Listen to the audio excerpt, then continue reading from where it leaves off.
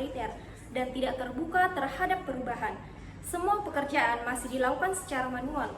Pencatatan data warga ditulis tangan, arsip disimpan dalam tumpukan kertas, dan proses pembuatan KTP bisa memakan waktu hingga 2 minggu.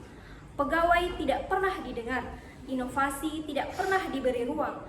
Masyarakat mengeluh tapi tidak ada yang bergerak.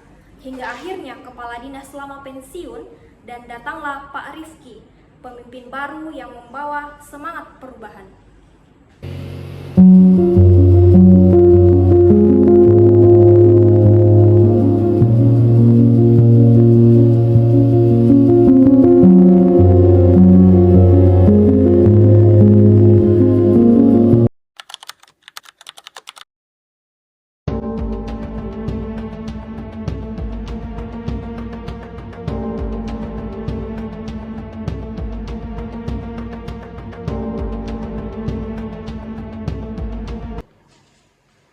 Nis, apakah di sini masih pakai manual ya?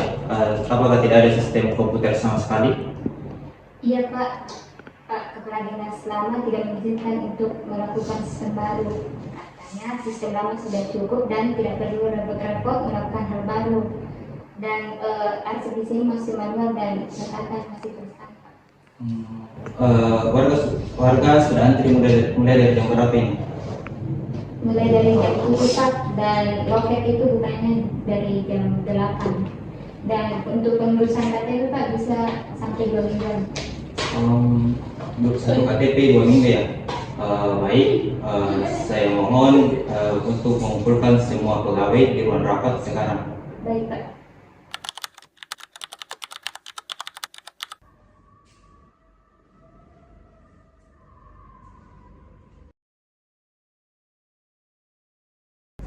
Bismillahirrahmanirrahim. Assalamualaikum warahmatullahi wabarakatuh. Waalaikumsalam warahmatullahi wabarakatuh. Selamat siang semuanya. Perkenalkan, saya Rifki, selaku kepala dinas yang baru di tempat ini. Saya tidak akan banyak bicara mengenai visi misi terlebih dahulu, tapi saya ingin mendengar dari kalian apa masalah terbesar yang ada di dinas ini selama ini. Jujur saja, kalian jujur saja, tidak ada yang akan saya hukum karena kejujuran.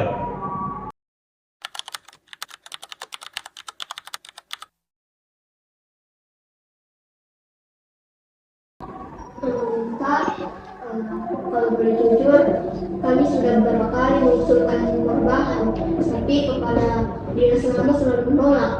Katanya sistem dan prosedur yang kami itu sudah berjalan bertahun-tahun, kenapa harus diubah? Izin Pak, saya sudah ada 8 tahun di sini. Setiap hari saya cari arsip keluarga yang hilang karena dokumennya hanya berbentuk kertas dan tidak ada backup. Dalam satu arsip itu bisa dicari berjam-jam dan pernah ada data yang benar-benar hilang karena dimakan rayap.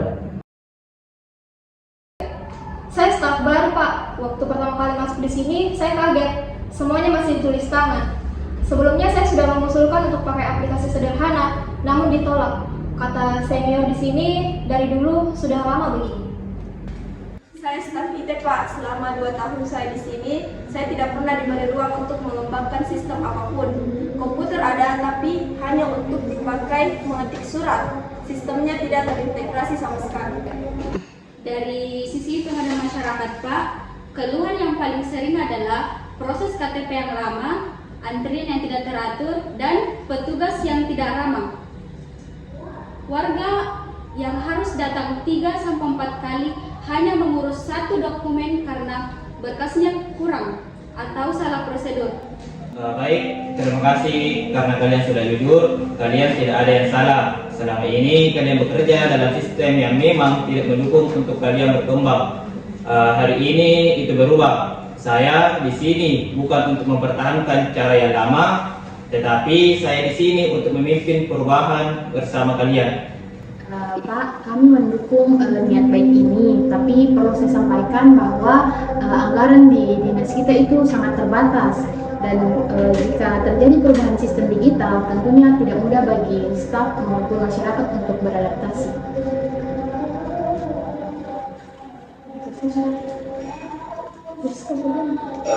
Saya paham Bu Priska, kita tidak akan langsung mengubah segalanya dalam waktu yang semalam, tapi kita mulai dari yang bisa kita lakukan dari sekarang. Yang penting adalah kemauan untuk kita bekerja.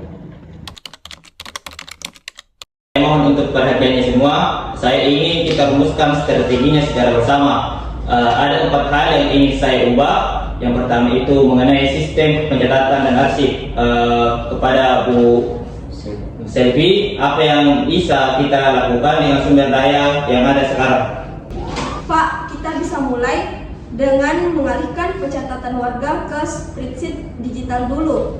Tidak perlu langsung membeli sistem yang mahal.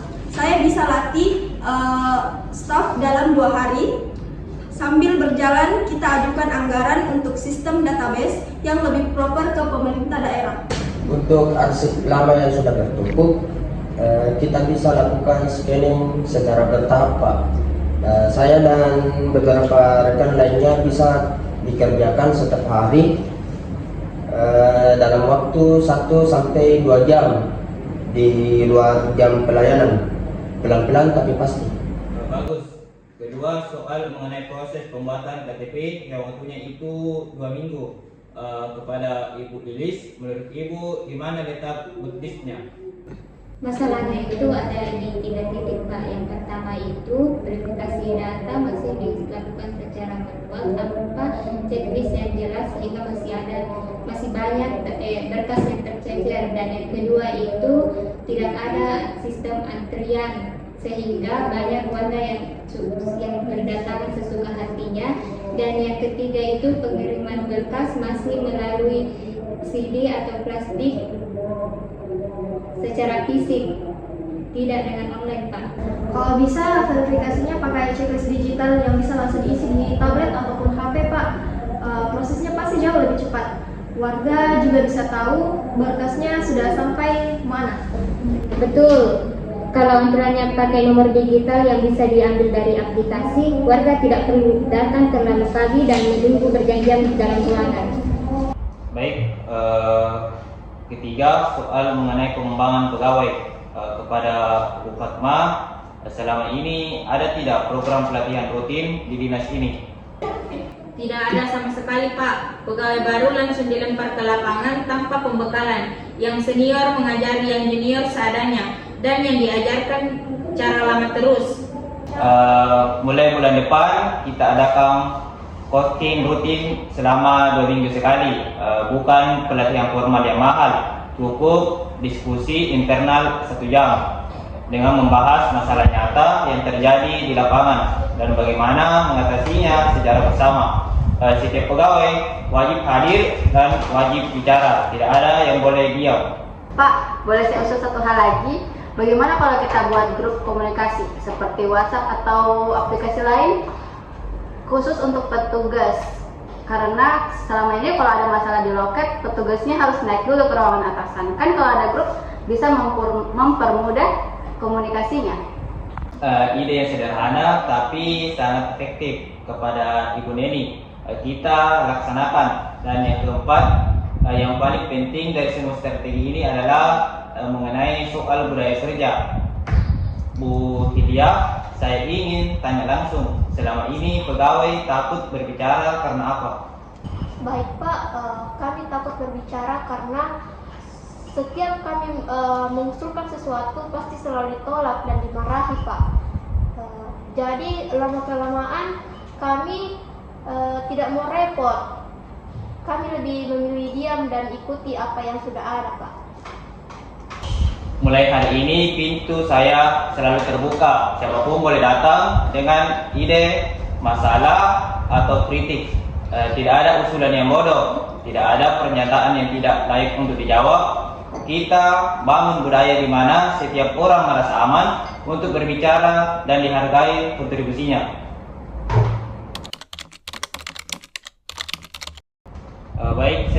strategi kita secara bersama. Yang pertama itu mengenai digitalisasi pencatatan dan arsip secara bertahap yang dipimpin Ibu Selvi dan dibantu oleh Pak Fahrul untuk scanning arsip yang lama. Kedua, mengenai perbaikan alur proses KTP dengan blacklist digital dan sistem antrian online yang dikoordinasi oleh Ibu Lilis. Yang ketiga itu coaching internal 2 minggu sekali untuk seluruh pegawai yang difasilitasi oleh Bu Fatma. Keempat itu mengenai membangun budaya komunikasi terbuka, mulai dari grup koordinasi internal hingga rapat rutin yang semua orang wajib bicara. Ini bukan perubahan dalam waktu yang semalam, tapi ini perubahan yang nyata dan kita mulai hari ini. Kami siap mendukung penuh, Pak. Sudah lama kami menunggu pimpinan yang mau mendengar dan bergerak. Saya sudah tidak sabar mulai, Pak. 2 tahun ide saya tertahan, saatnya dijalankan. Kami staf muda siap belajar dan berkontribusi, Pak. Terima kasih sudah memberikan kami ruang. 8 tahun saya di sini dan baru hari ini saya merasa ada harapan bahwa dinas ini bisa benar-benar berubah. Saya akui saya yang paling keras mempertahankan cara kerja lama. Tapi setelah mendengar semuanya hari ini, saya akan belajar hal baru. Tidak ada kata terlambat untuk maju. Saya akan sampaikan ke masyarakat bahwa ada perubahan yang sedang berjalan. Semoga pengaduan yang masuk bisa terus berkurang setiap bulannya. Dari keuangan, saya akan usahakan semaksimal mungkin untuk mengalokasikan anggaran untuk program ini secara bertahap. Grup koordinasinya saya buat sekarang, Pak. Silahkan Ibu Neni. Teman-teman sekalian, kepemimpinan yang baik bukan soal siapa yang paling berkuasa di ruangan ini, akan tetapi kepemimpinan yang baik adalah ketika setiap orang di organisasi ini merasa punya peran, punya suara, dan punya semangat punya semangat yang sama untuk melayani masyarakat dengan lebih baik untuk setiap harinya. Kita sedang tidak mengubah dinas ini untuk diri kita sendiri, akan tetapi kita mengubahnya untuk setiap warga yang datang ke sini dengan harapan untuk dilayani dengan cepat, mudah, dan bermartabat. Itu tanggung jawab kita secara bersama. Saya tutup dengan ucapan Assalamualaikum warahmatullahi wabarakatuh. Waalaikumsalam warahmatullahi wabarakatuh.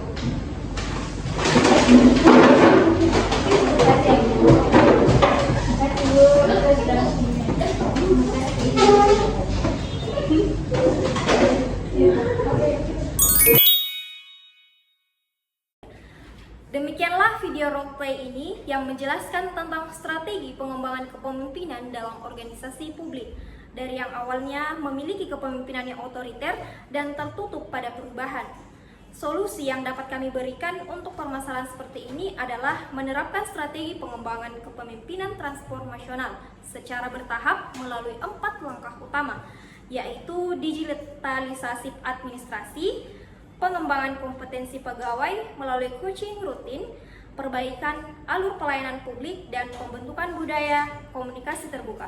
Strategi ini dipilih karena masalah organisasi tidak hanya terletak pada sistem manual, tetapi juga pada budaya kerja yang tertutup, rendahnya partisipasi pegawai, serta lemahnya inovasi pelayanan.